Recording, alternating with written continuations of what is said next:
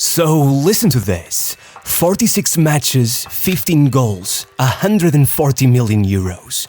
Yes, that is unbelievable, but after going down the rabbit hole and seeing all of the shady business behind this transfer, all I can say is that the fee is the least of our problems. We've reached a point where agents, investment groups and talent networks are working together to exploit young talents in a way that can only be described as modern-day slavery. The way they've isolated Diomande and leached off of his talent, putting their profit ahead of his well-being, effectively treating him like a piece of cattle, goes beyond any sense of human decency. Let's get this straight, Diomande was easy pickings for these guys. Abandoned by his father as a child, he grew up in a house he shared with 25 family members. Every second of his day was spent out playing football, wearing a fake Man United shirt with Ronaldo 7 written on the back with a marker. There was no one to protect him.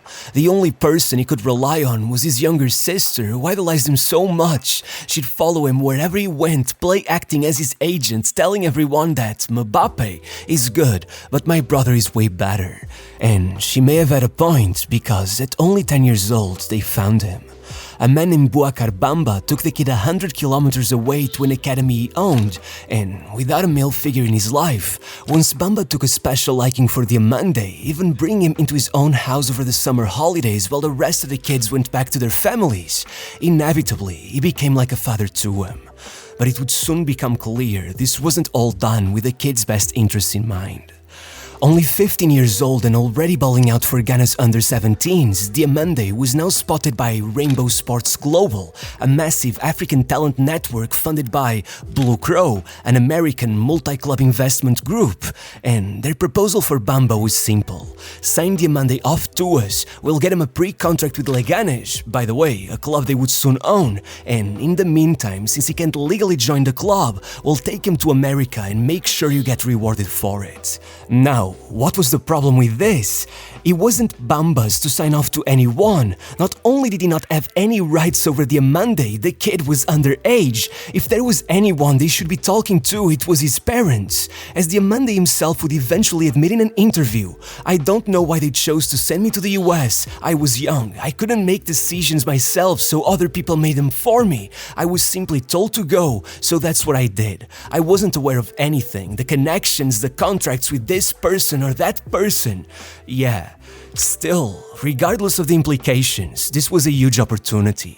Even though Diomande arrived in the US not knowing a single word of English, literally learning it through Duolingo, completely stunned with culture shock, repeatedly calling his sister in disbelief of how unhealthy the food was and how the kids would smoke after school and argue with the teachers. Well, to say that American high school soccer was below him would be an understatement. Immediately, he sent his team towards an undefeated season as their top scorer and player of the year. He made them so good that his matches started attracting bigger crowds than the school's basketball team. In his own words, they weren't passionate about soccer at all, but within a year, it became the #1 sport thanks to me. It was such a shocking sight for the local coaches that when the MLS's Colorado Rapids came into town, they got him a chance to train with their team, and within a few hours their manager was calling them saying that Dio had just made our captain look foolish. So after that, they got a 4th division club to take him, and it was the same old story.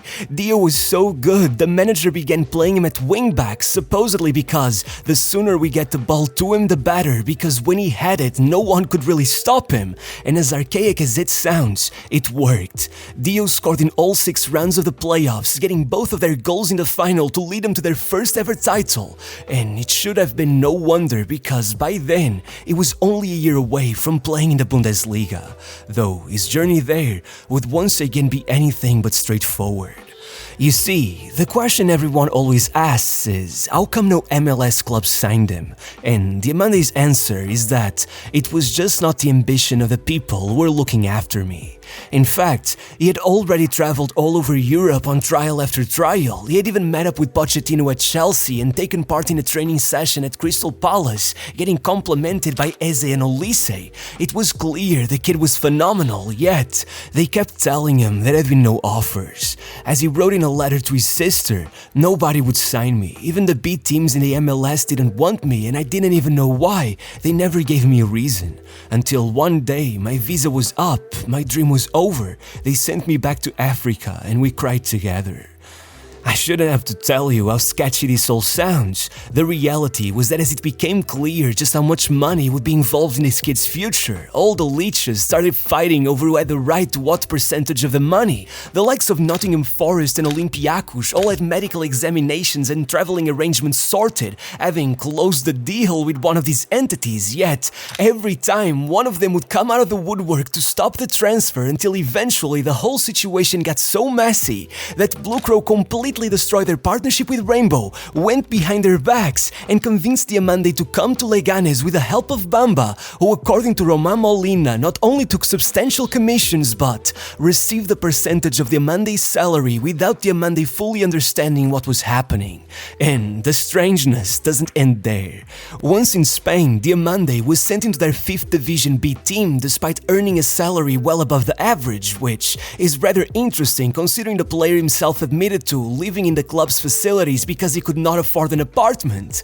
Regardless, 5 months later, having played only one match with the reserves, they played an exhibition game against the first team, and he shocked the coaching staff so much that within a matter of days they had him debuting at the Santiago Bernabeu, trading his shirt with Mbappe, hoping to bring it back to his sister when, out of nowhere, he received the news that she had passed. As he wrote in that letter to her, I used to have emotions, now I don't feel anything. Since you died, it's like I'm not even human. You were 15, somebody put something in your drink at a party and you never woke up. Maybe it was jealousy, I don't know. I was wrong about one thing. I don't want to be rich, I see what it does to people. I just want to do everything to show the world my sister was right. But they weren't done with him. Because as the season ended, even without any prior top-flight experience, Diomande had 4 goal contributions in just 542 minutes, already challenging Yamal for dribbles completed and chances created. Leganes had literally gotten relegated, yet their manager was adamant that Diomande would have had us pushing for Europe. Yeah, once Leipzig's data scouts saw those stats, the whole department sent out a red alert, and their message was, sign him now. All they needed was a thumbs up from their chief football officer, some guy by the name of Jurgen Klopp, and once they got it, they did what PSV, Monaco and Sunderland were afraid to. They triggered his buyout clause. I repeat, Leipzig, who had just missed out on qualification for the Champions League, being forced to tighten their budget and make 100 million in player sales, spent 20 million on a player with 10 total matches in his career. But still, once all the reports came in asking what in the world were they thinking, how they could take such a risk, they replied, a risk?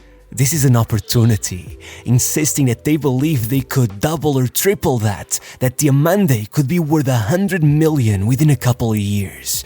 However, if this move seemed to have gone far too smoothly, I regret to inform you that it would come back to bite them. Regardless, given how quickly he adapted to Germany, given the work rate he put on display, no wonder these guys were so confident. As Diomande told it, in those first weeks, I'd arrive 40 minutes before training and they'd still find me saying I was late. In Germany, there is no life. It's work, work, work. But they should have known I have no chill either. I started arriving so early that the guys nicknamed me the German. That's the thing about him. By now, he was immune to culture shock, so much so that he scored just 6 minutes into his first game, instantly convincing the Ivorian national team to call him up for what were the final 2 qualifiers for the AFCON. This time, not just scoring on his debut, but doubling down in that second match to help them clutch direct qualification by a single point. And though, once back, the Germans tried to get him to take things slowly. On the final match of October, they put him in the starting 11 against Augsburg, and 10 minutes in, he caught onto the ball, dashed in between and scored again. 12 minutes later, he had an assist, and before they had time to sub him off, he had already assisted another as the commentator shouted that it was far too easy for him. And it really was. Completely ambidextrous and a menace both in tight spaces and over longer distances. It's not hard to understand what every club sees in him. It's just inevitable. And so, by the very next game, he was already going on another run and forcing an own goal, before showing up just 8 minutes later, cutting in and smacking it at the near post, which, of course, he proceeded to repeat almost exactly a week later, celebrating with one hand on his heart and the other raised with his fingers crossed as a reminder of the promise he had made his sister. Even once he broke his nose in training, there was no stopping him. He just put on a protective mask, showed up for the next cup game, grabbed an assist, and then absolutely demolished Eintracht Frankfurt, grabbing a quick first goal, then making it 2, and then dribbling the keeper to make it a hat-trick within just 18 minutes, becoming the youngest to get one in the Bundesliga since 1965. As one newspaper wrote that, the man with the mask might as well have worn a cape. By the end of December, even as the Bundesliga came to a halt in time for the winter break, Diomande just kept going, flying out for the African Cup of Nations as its #1 ranked prospect and proving to be worthy of the title by scoring in his first ever knockout game and coming out on top as the player with the most successful dribbles in the tournament, even if he only played 55% of the total minutes. Less than 3 months had passed since that first great performance at Augsburg, and Leipzig were already getting dangerously close to watching their massive bet pay off as multiple clubs approached them in January trying to sign Diomande. Yet, they insisted on the 100 million. And they were right to, because after 2 assists against Heidenheim and a screamer against St. Pauli, as they struggled to break into the top 4 and secure their UCL spot, Diomande shifted into a higher gear. Suddenly, it seemed like he was man of the match virtually every single time, creating chance after chance, barely ever losing a duel, and of course, constantly putting his name on the board. It started with a goal against Wolfsburg to clutch a point, then a ridiculous assist against Dortmund to make it 2. By the third game of that streak, he was posterizing 6 defenders to get them 3 more points. And though following another ridiculously powerful run versus Augsburg, they would be defeated by their direct rival Stuttgart and drop back out of the top 4. Then Diomande, probably already bored of being named Rookie of the Month, would open the month of April with 8 successful dribbles against Mönchengladbach, the most by any player in a match that season, aside from, of course, himself against Köln, himself against Heidenheim, on top of it all creating 2 chances and getting the winning goal. But if anyone still doubted that he had made the Bundesliga his playground, then a week later he opened the score against Frankfurt with a goal that probably gave post-traumatic stress to half of their defensive line, and also brought him to 20 goal contributions for the season, the only under-24 player to reach that mark, aside from Lamine Yamal. Yeah, at a cheeky assist the following game and it was done and dusted, Diomande was the player of the month. And a couple weeks later, as it all came to an end, with Leipzig confirming their qualification to the Champions League, he was also succeeding the likes of Dembele and Michael Olise as the Bundesliga's new Rookie of the Year, which, maybe putting it lightly. Look, it's hard to put into words just how impressive this guy was. Sure, he's a dribbler, you got that already, but so are Luis Diaz, Michael Olise or Antonio Nusa, right? No, those 3 are the best in the Bundesliga, but they completed just 61, 65 and 68 dribbles. Diomande reached 118. Only Yamal completed more across the top 5 leagues, and that's in great part because he also attempted so many more. Not a single one of the top dribblers in Europe gets even close to Diamande's success rate. Add to that the fact that only Olise created more expected assists and that he recorded a higher top speed than the likes of Karim Adeyemi, and it's easy to see why Liverpool were already willing to match Leipzig's asking price. But, of course, this was when the machine started turning again. So, back when Diomande signed with Leipzig, with everyone at Rainbow having been kicked to the curb, they needed someone that was registered within FIFA to represent him, so they got an agency named Maxidel to do it. But of course, they had second intentions. Almost immediately, they began acting as if Diomande was now permanently signed to them, meaning that when he actually signed with Jay-Z's Rock Nation midway through the season, they did everything to stop the deal, somehow managing to get themselves registered within the English FA as his representatives, meaning now they were popping back up out of nowhere, trying to claim all the commissions from this Liverpool move for themselves.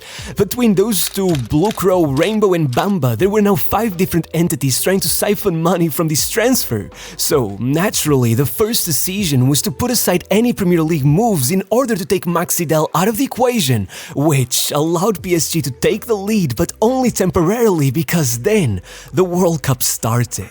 And once there, with Diomande opening the tournament with a man-of-the-match performance despite being the youngest to ever represent the Ivory Coast, and then creating the goal that led his country to their first ever knockout stage, he reached a whole new level of notoriety, after which, suddenly, he received a phone call from Jose Mourinho speaking to him in French, convincing him to come to Real instead, as it turned out that after weeks of speculation of a move for Olise, Diomande had always been the 100 million euro signing Florentino had promised. They were just figuring out exactly how to fix this whole mess. In the end, reportedly paying 5 million to Leganes, who now have been sold and don't even belong to Blue Crow anymore, 120 million to Leipzig, and a separate 20 million to Rock Nation in agent fees and commissions, while Rainbow and Bamba were left out, even though they still hold 30 and 10% of his image rights respectively, and finally Maxi Del was left with nothing, though there is an ongoing lawsuit, so all I can say is